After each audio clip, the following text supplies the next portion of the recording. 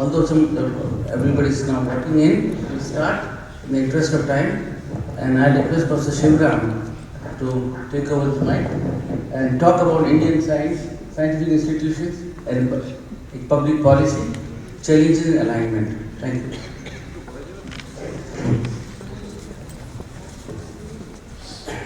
Thank you, Professor Sengvi. I thank the organizers of this meeting and the Indian National Science Academy for giving me an opportunity to share some thoughts that I have on this subject.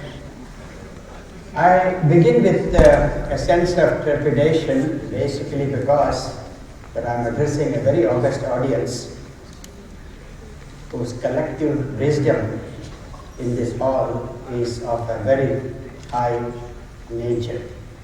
And therefore, to talk about this topic in front of such an audience is actually an adventure for me. Okay? But nevertheless, let me share what I think I want to talk about. I will start with a disclaimer because this is a very personal perspective. You know, I don't claim to speak for any body of people. Okay? It is purely a personal perspective, and sometimes I could be wrong. That's because of my lack of experience. And also, at times, I like to be provocative in talking on the subject, not because I disrespect anyone, but I think it just gives us a jolt into thinking differently. So that's the broad disclaimer I have for this talk. I think we all agree that science is a social construct. Science is ultimately done for a social purpose. And there is no other reason why we do science. And in that social construct, there are three players. There are three players. The practitioners of science, which I think some of us belong to this community, the political and the economic environment within which we operate, and the society.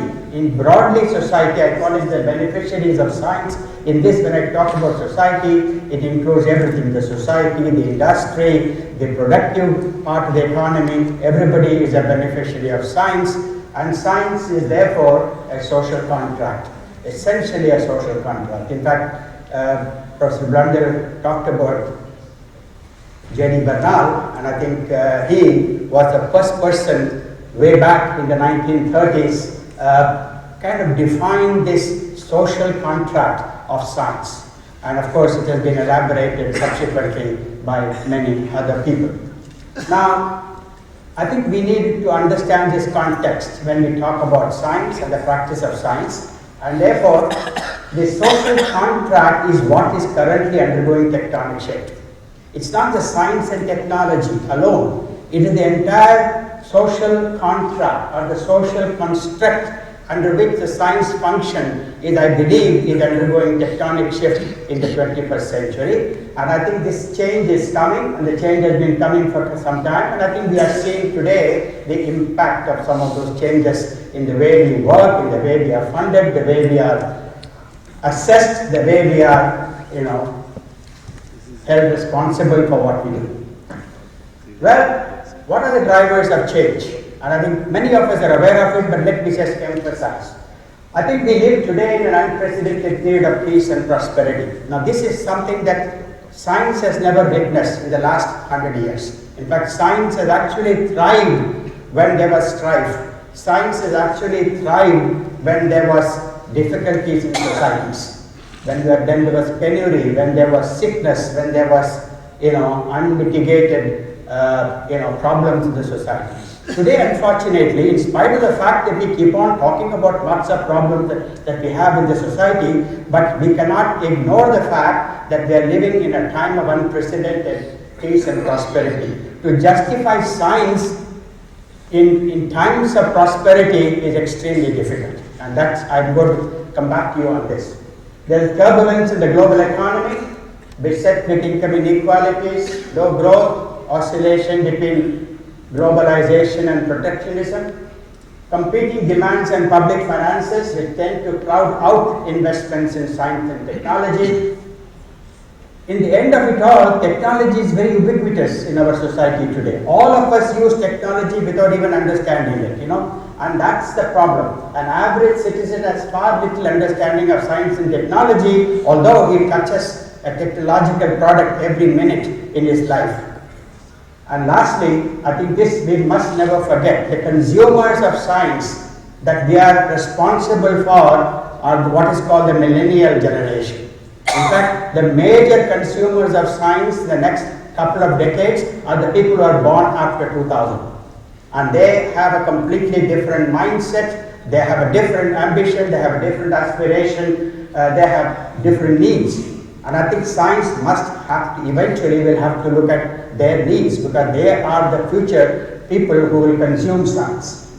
Well, we all realize that science and technology must solve many problems, and I think we all know what those problems are. Today, I think Shashidhara talked about it, science has become largely need-driven, unlike a few decades ago when it was predominantly curiosity-driven. And also many of the problems that we face today are complex. They are very complex. In fact, these are called an engineering wicked problems. Problems that have an interplay of many factors and not just science and technology alone, and that's a problem.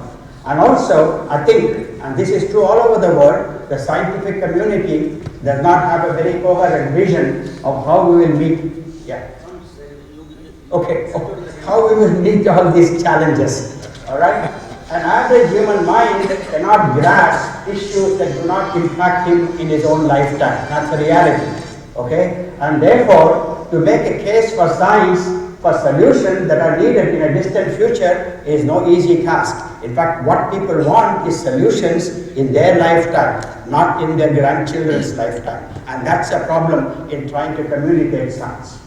In reality, the practical importance of scientific discoveries are also being, in a way, in my opinion, have been overestimated and hyped by the scientific community. In fact, that's the danger. And I keep saying this. The more you hype about what science can deliver, you are falling into a trap, because you will not deliver and then you lose the credibility.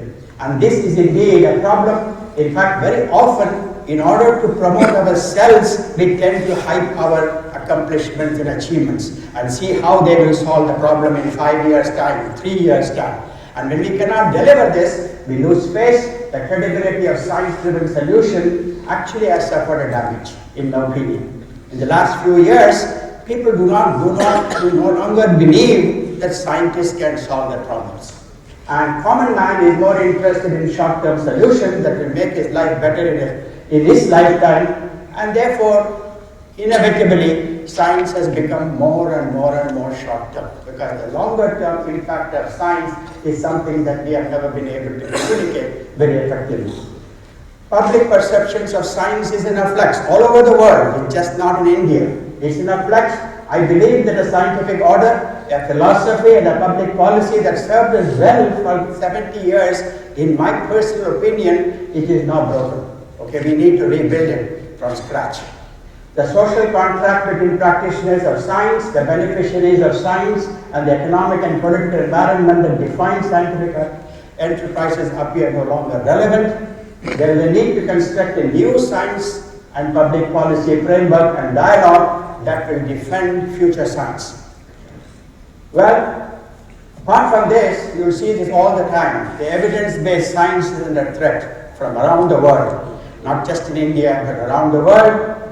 We talk about fake news, misinformation, instant analysis, ultra and hyper-nationalism, polarized political landscape. More or less in every part of the world, there is a very highly polarized political landscape, and also, especially when it comes to our own country, there are deep ruptures in what I call our societies as social fault lines. There are deep ruptures, and that's because of the fact that we are in a stage of evolution of the country where these ruptures will become actually wider and wider for the time being before it starts, healing itself in the future.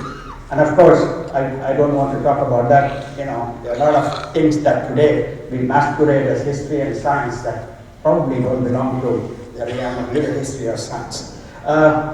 The civil discourse is suffering from both the echo and the chamber, and I think this is very obvious. In fact, this is an article that you can read in the Time magazine, which I think was a very, very decent analysis of the environment in which we live in today. The government-funded research, as many of us have heard, is actually a post-World War II phenomenon.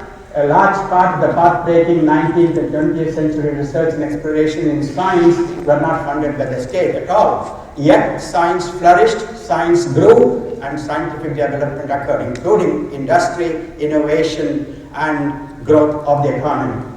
This was also true in India. It was the two wars that gave an impetus to the public funding of science. I don't want to belabor this, but I just got this nice thing in Maurice Travers' biography, where he says that when he was hired by William Ramsay as an assistant professor, salary of £175 per annum, and the demonstrator receives £50 per annum, out of which they were expected to pay their own research expenses. Okay, and that was the mechanism by which research was funded. They were paying for research from their salary. Okay, now you can't be, in fact, even today, if you read the work of Maurice Travers and William Ramsay, I doubt whether any one of our laboratories can reproduce that kind of a work. It was such a complex cryogenic technology that they practiced in order to liquefy air and identify the various rare gases. And that kind of a work required enormous amount of infrastructure. So those people who tell me that today science requires enormously different infrastructure than those that our forefathers did, I beg to differ, because I think those days too, the science required enormous amount of infrastructure, but they were able to manage it from their salary, and they did ask for the public funds. Okay. Now, this whole business of why government-funded science came out of, I think many of us are aware of, the whenever Bush's tenant, and this was actually a kind of a clever ploy. When the war ended, the government, the scientists in America decided that we need to have some support because the war is no longer going to support our research, and they created this kind of a thought process, which I think the politicians bought it, and they said that investment in basic research will lead to prosperity of the people. Now there is no way this was defined, how investment in basic research will lead eventually to prosperity. In fact, more money, more institutions, more research, more papers, more PhDs somehow will result in greater prosperity and wealth creation in society. This was the kind of a tenet that was accepted by the government in 1945. Many governments who subsequently came up also accepted the same tenet, and this is how all the public funding began. Well, this process is, this whole tenet is, I think, under questioning today. In fact, you will see as many discussions in the literature which question this whole argument as those which support this argument. In fact, there is no conclusion on this. In fact, the linear process of science leading to innovation, which eventually leads to growth of industry and commerce, I think most people believe is too simplistic today. Okay, and it's not supported by history. Irrespective of what you want to say, it is not supported by history. For more than half a century, it has been an article of faith that science would not get funded if government did not do it, and economic growth would not happen if science did not get funded by the taxpayer. Now again, this is being questioned. This has been a kind of a belief that I think people are now asking, is it really true? Justify this argument. Most of the arguments of why government funding is needed of science are actually constructed by the scientists themselves, not by the society. That's a problem. Okay, the society did not give this dispensation. The scientists themselves created this dispensation, and therefore I think most people believe that they are a small bunch of people who protected their self-interest, and they are probably not very right. In fact, public funding of science today increasingly in many parts of the world, including I think to some extent in India, is looked at charity. We have lost sight of the economic underpinning of why government invests in science. Why should the government invest in science? And also, scientists love government funds because it comes with no obligation other than to their own community. Okay, funds from other sources demand much larger accountability. And lastly, this question again is a question that is open. Although we think that this is settled and sealed, it's no longer true. are scientific breakthroughs cause or effect of technological change? You can argue it both ways, and you will find in the literature today a lot of arguments which say either this or that. The question is still open. And of course, there's a beautiful article, it's a very provocative article. Many people have commented on it subsequently by Matt Ridley. It's called The Myth of Basic Science. It came in the Wall Street Journal, which has got a lot of rebuttals and a lot of arguments in the literature, which is worth looking at if somebody is interested in understanding the dynamics of what is called government funding of science. Well, the question is, why does the government ask this question? Because publicly funded science, which is an open domain, is what we call non-appropriable science. Because government is an investor, and he's saying, or she is saying, I put in this money, what benefit it is coming to my country? And the problem is that whenever a basic research is done, the information flows freely across the world, and therefore the benefit of a given science is probably created in a different part of the world than where the science actually originated. That's because of the fact the scientists publish their data, and this is a problem. And therefore, what is happening is that basic research leading to discoveries is a public good with very low appropriability, and that's the problem. And that's why the government is saying, why should I fund you for basic research when I'm not getting the benefit of this research in my own country? I don't know how many of you have followed the argument of President Trump with the major technology companies in the US on how Huawei got the leadership in 5G. And he says they got the leadership in 5G because all the American professors did extraordinarily good research, publicly funded, published, and Huawei made the benefit out of it. Now the American companies are saying we can't build 5G. We have to buy from Huawei. And Trump is saying, why should I buy from Huawei? I will not buy from Huawei. If you are smart enough, build the 5G in your country, okay, with all your knowledge that you have. And this is a battle that is happening as we speak, because public money was spent in enormous amount of research, which of course the Chinese used it to convert them into a product technology. And now Trump is asking, why should I fund research for you anymore? Okay, now that's an argument which most countries will make, because it's a resource that they're investing. Well, I talk about this, I don't want to talk about this, you know all these people who they are. Now all I want to say is none of these individuals were recipient of government funding. And yet I think we cannot claim that they did not do extraordinary research. So to say that public funding is needed to do good science, I think that connection is, in my opinion, a little bit tenuous. Well, in fact, science in India was driven by a preeminent sense of nationalism, a national identity. And people put their own personal money to do science. And that's how science in India flourished. Most of them spend their own savings to do science at that point of time, just like what Morris Travers talks about. And therefore, in fact, that's what drove Indian science at that point of time. And therefore, it's sometimes worth asking this question. Have the goals of science and the professions gone from intense nationalism to a high degree of selfishness? Is that a problem that we are facing today? Is the pursuit of competitive science been reduced in exercise in career progression? Has the training of our scientists post-independence skewed our perspectives? Do we lack an overarching national goal to propel our scientific enterprise? This is just a few questions I leave it here at this point of time. Lots of policies have emerged for science in India. I don't want to talk about this. I want to show that the government has been proactive in coming up with large number of policies. The last one happens to be one that came in 2019, a few months ago. Now look at that science policy of the last one. Now you see the transformation that is occurring, and that we must recognize.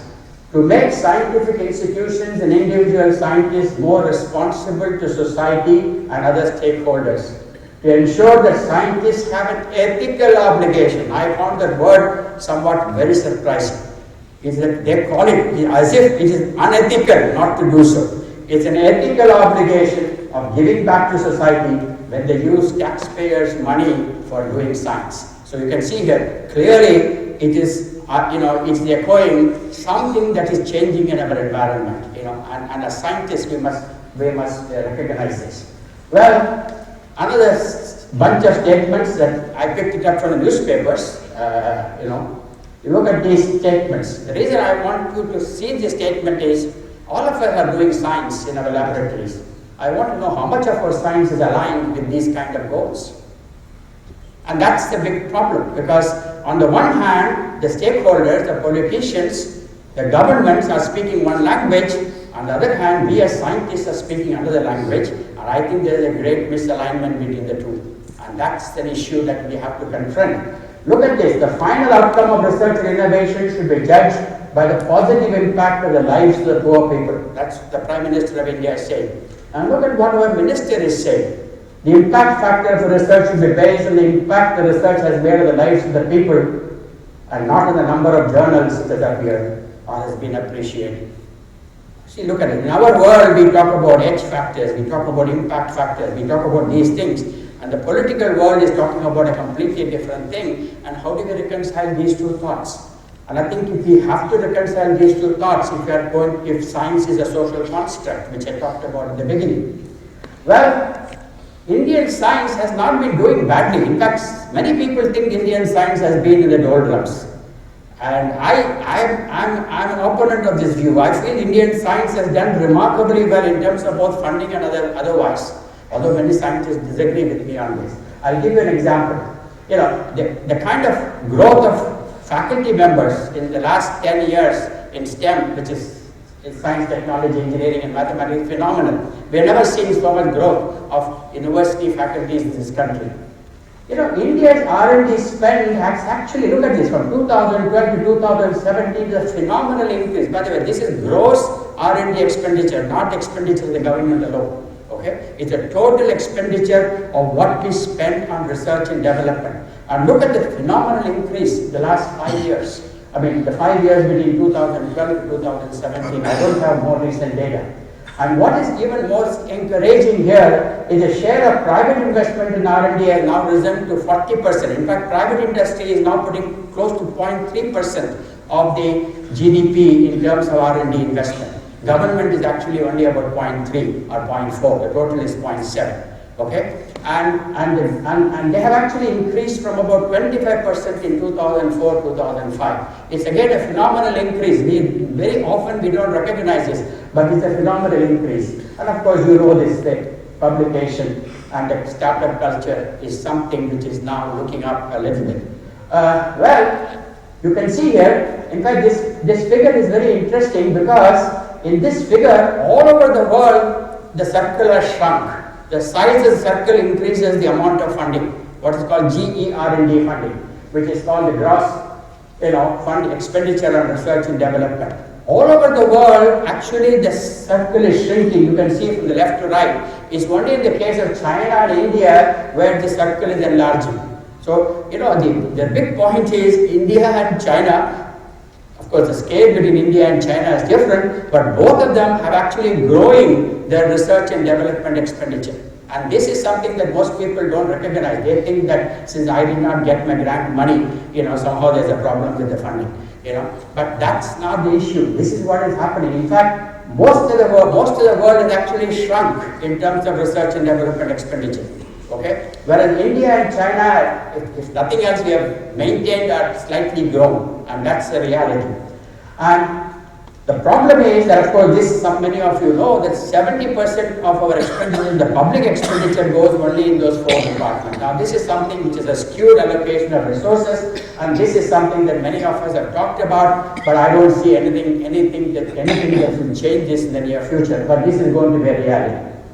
Well, the public institutions are now moving more and more into translational research, and I can see here that these are the kind of statements, which all the public institutions are making, and they are moving more and more into technology, moving the technology closer to the marketplace, and that seems to be, in fact, a few years ago, most scientists would not even know what TRL 6 or 7 was, but today if you want to write a proposal to DST, you better know what TRL 6 to 7 is, because that's what the proposal they want, okay? So most scientists otherwise would not even know what a TRL 5, 6 or 7 would mean, I mean, that was a change that I think is coming in our environment. And of course, the government is now publicly funding translational science. Now, I am a skeptic in this because I don't believe government should anywhere fund such sciences, but that's a different matter. But today, a large part of the funding is going in translational science, by the government. And the government, the reason I believe that government picking technology winners is beset with grave dangers. And all over the world, people have burnt their hands. The government thought this is the best technology, put a lot of money. After 5 years, the technology vanished and vaporized, and nobody knew where that money went.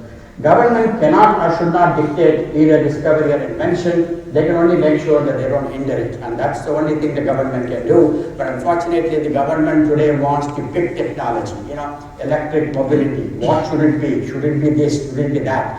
Why should government worry about it? The government should worry about maybe something which is more global, and then the technology should address those global concerns, depending upon which technology is best suited to address those global concerns. But unfortunately, today the government says, work on this, which I think is dangerous. But anyway, well, basic research institutions are ramping their innovation ecosystems. A lot of money is being poured by the government in these institutions and many more in order to create what is called technology research centers, innovation councils, IP generation, technology transfer offices, creating enabling environment for startup, building incubation facilities. A lot of these activities are going on. Sometimes I believe they are misdirected, sometimes I believe unfocused, but that's the way life is. It's all going on. So people, it looks like scientists are like, people, a bunch of shipwrecked, and they are being sunk in an ocean, and any straw they are given, they will pick it because they somehow have to survive. So government says, you do this and we'll give you money. They say, okay, we will do that, in order to get that money. Now that's the way things work out. So the question is, all this is leading to a lot of confusion. In fact, resources will always be lesser than the demands of a growing economy. And I think eventually, I think Shashidhara mentioned this, I have a feeling that this will move on. The government will reduce its funding except for the last mile. They may fund, but nothing upfront. And I think anything upfront that you want to go, you have to go to other places and get funded or set up new mechanisms for funding. These mechanisms, I think we must set up because there are possibilities, there are ways by which we can set it up, but I think it requires some effort, and I think unless scientists feel pressurized about it, it will not happen. So I think philanthropy is something he talked about. I probably have this question. In fact, with India likely to become a $5 trillion economy by 2000, if not by 2025, by 2030, you're going to have a lot of dollar billionaires in this country. You're going to have a lot of millionaires in this country, because that's what happened. Thomas Piketty said, as economic growth goes, income inequality will grow. I mean, that's the rule of law, that's the rule of economics today. And therefore, you will have lots of new people who are going to have lots of money in this country, And I think that is an area that we need to kind of position science as somebody who will demand resources from philanthropy. We haven't done so far. Well, I will say something that we should not expect from the government, because sometimes we believe we live in hope. We should not expect government of India, I'm talking about, that they will invest 2% in science. I think this is pipe dream. Forget about it. Because our economy is going to go to 5 trillion in another, let's say, 10 years. We are at about 1 lakh crore investment in R&D today in terms of gross research and development expenditure. If we have to keep to 2%, then we need 7 lakh crore investment in our R&D, which is not going to happen. Our economy is going to double, but your R&D investment is not going to grow 7-fold. It's absolutely unlikely. Your R&D investment can also double, but you cannot expect more than that. So basically, you will be where you are, 0.7%, because economy is going to double, your R&D investment will double, your 0.7% will stay around 0.7% or 0.8%. So don't expect it to go to 2%. We all believe that there should be less government interference or bureaucracy in science. I say no, never expect that, because the hands that pays demands what it wants. You have no choice. If you're putting your hands in front of somebody, you have to listen to that person. Government should fund more curiosity-driven basic research. It's not going to happen in my opinion. Okay, I think they're going to actually look at only the last mile research that they will increasingly fund. Government should create more universities and publicly funded research universities. I strongly believe that it will not happen. Today, 38% of the 993 universities we have are in the private sector. Okay, the private sector universities are the ones that have been growing at a rate which is 4 times the growth of the public universities. And I have a strong belief that going forward, we'll end up close to 50 to 60% private sector in education. Now that's something we have to factor in terms of our science and technology policy and innovation. Well, this Shashidhara pointed out, our real problem is not money.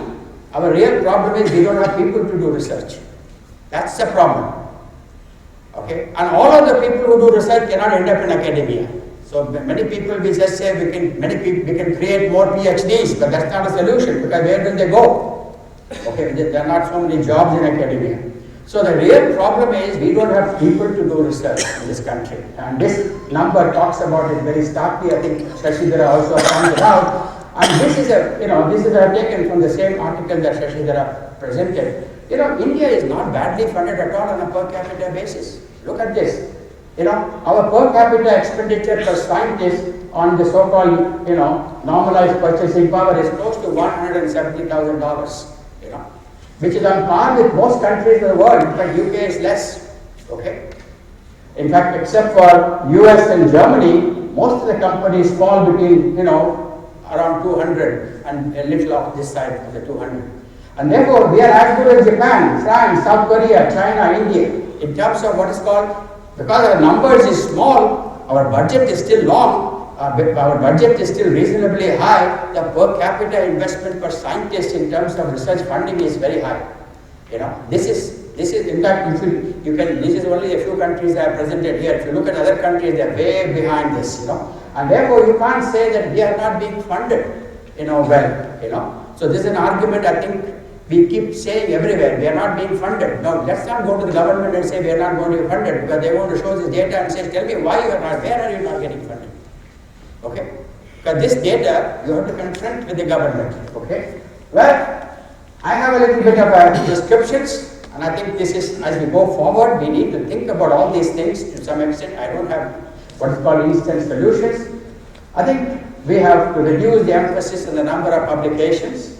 Maybe we needed that 10 years ago, but I think we need to create a different trajectory for this. We can't say the same trajectory that we set 10 years ago. We have to correct all the flawed metrics of assessing science performance. I believe that we have to relook at this. We have to correct the faulty peer review system that predicates against people undertaking risky projects. Therefore, we spend a lot of money, but really no great outcomes. Okay?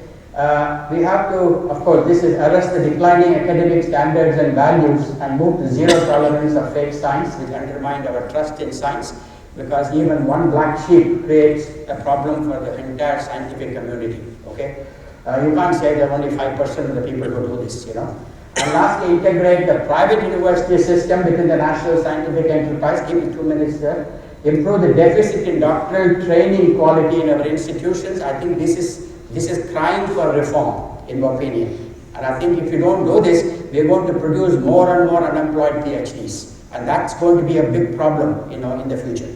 Okay?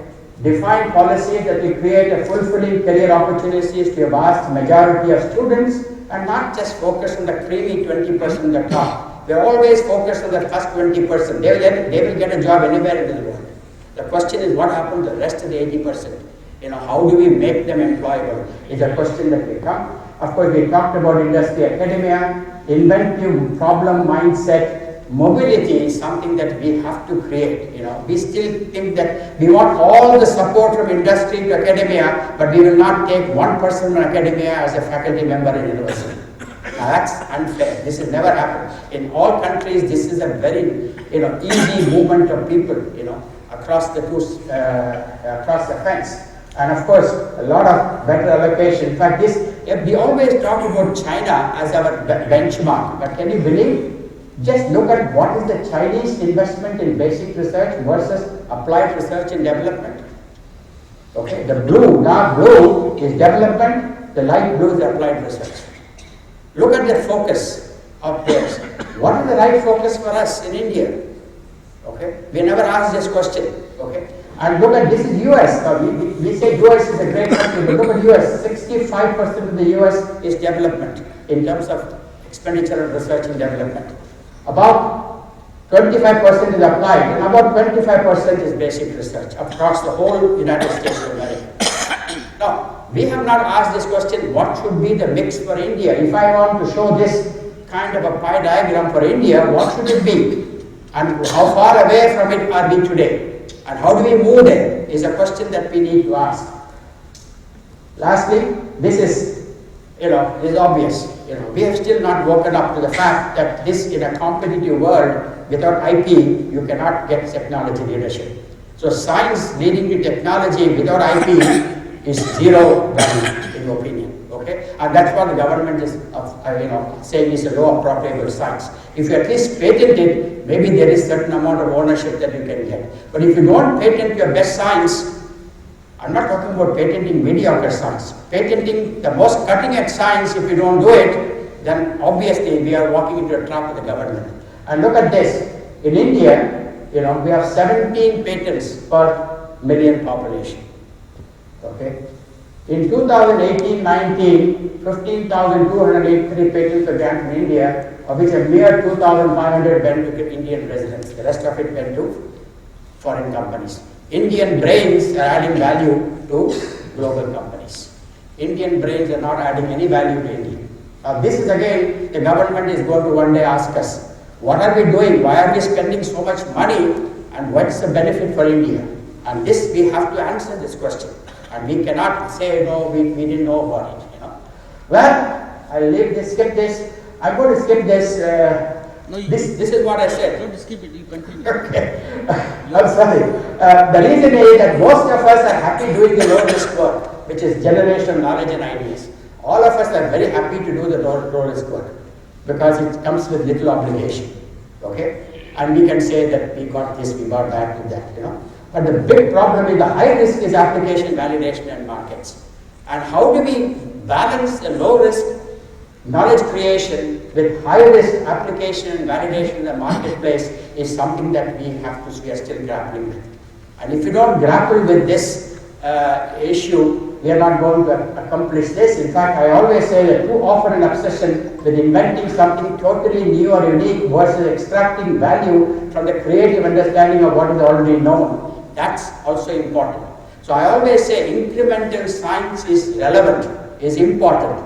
Just not say that we all have to make new discoveries. Maybe some people will make new discoveries. But a large group of people can do incremental science and create value, provided they learn how to traverse this valley of death. Okay? Well, I have lots of questions because I think this is fundamental. I always say the PhD training aimed at merely creating the best postdoctoral fellows for someone else. Every PhD student in India, after he finishes, he looks for a postdoctoral fellowship in some part of the world, Taiwan, Korea, China, United States, wherever he can get. Why? Why is a postdoctoral fellowship necessary for becoming a faculty member in India? That means we don't value our own PhDs. None of our universities will give a faculty position to a PhD unless you have a postdoctoral fellowship outside the country. Why have we created this system? It's our own creation. Why did we create this system? It's not true in any part of the world. You go to Germany, you go to America, you get a PhD, you get a faculty position. They don't say go and do a postdoctoral fellowship somewhere.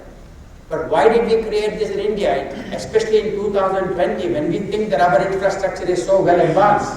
Well, I always say that should a student be cloned in the image of his research supervisor, the purpose of the student merely to embellish the research credentials of his supervisor? It's a very fundamental question we have to ask. In fact, I am asking, can they allow a student to pursue independent work with no involvement of the guide for 1 or 2 years as a part of his PhD? As a part of his PhD, he works with the guide only for 2 years. After 2 years, he is left alone with the funding to do his work on his own. Can we have a system like this? in order to get the best out of our students in terms of leadership quality. Okay? And can a group of students jointly work on a single problem and earn a PhD? Again, why one problem, one PhD? Why can't be one problem, 5 PhDs? You know? Because that again tells us the current social, the scientific enterprise, and the rest of it, I think I'm going to leave it at this point of time. In fact, this is what is giving, this is a problem in India. You know, globally, the PhDs in academia are a very small proportion of the total PhDs in the economic workforce. In India, the other way around.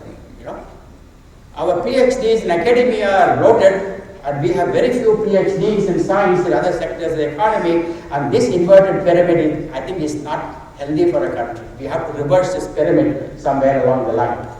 Well, we talked about collaboration. I think Ajay Sood also talked about in the morning, and Shashi also talked about. I always say that organizing scientific research in India in the scale of a big operatic or theatrical production is something still we are not going to do. Okay? I mean, how does an opera works? How do a Bollywood movie is made? You know, we don't know how to make a Bollywood movie out of science. Okay? And lastly, I think last slide, I think, the beautiful article, 2013 Science, it's about William Press, who was formerly the president of the American Association of Advancement of Science. And he wrote, in today's lean times, we need to articulate our case more powerfully and in a more sophisticated way than in more prosperous times. A skeptical and stressed government is entitled to wonder whether scientists are the geese that lay the golden eggs or just another group of pigs in the trough. A very powerful statement. Okay? And I think we must think about this statement. And I think we all realize it takes much more than science to make an impact on the society. And an impatient citizenry, especially the millennials, are very impatient people. You know your children, you know, they won't wait for 2 days to get anything done, okay? Is looking for quick solutions and increasingly aspiring to be for an ideal world which may be beyond our reach. In fact, idealism amongst our young people are way high, you know, and they want an ideal world, okay? But how do we deliver this ideal world? The 16-year-old girl from Norway, you can see how she is able to attract the imagination of all the people in the world, because she is seeking an ideal world. But we as scientists cannot guarantee the ideal world. That's a problem. And this requires, I believe, deep reforms within the scientific enterprise. And I think I conclude by saying that we need to come to terms with this new reality. And we are seeking solutions to future problems using old processes and methods. And I think we need to kind of rewrite the slate. We need to create a new page and start all over again. And I close this with a very powerful statement from Bruno Latour. Bruno, I hope you know that Bruno Latour was one of the famous sociologists and philosophers of science. He's still alive. And a man who has written many erudite books, which I think is worthy of reading. And what he says is, scientists will have to wage a new war. For this, we will have to regain some of the authority of science. We need to present science as science in action. This is risky because we make the uncertainties and controversies inherent in science explicit. But there is little choice. And that's what he said a few years ago. And I think he, in my opinion, puts the button right, hits the button right on the head.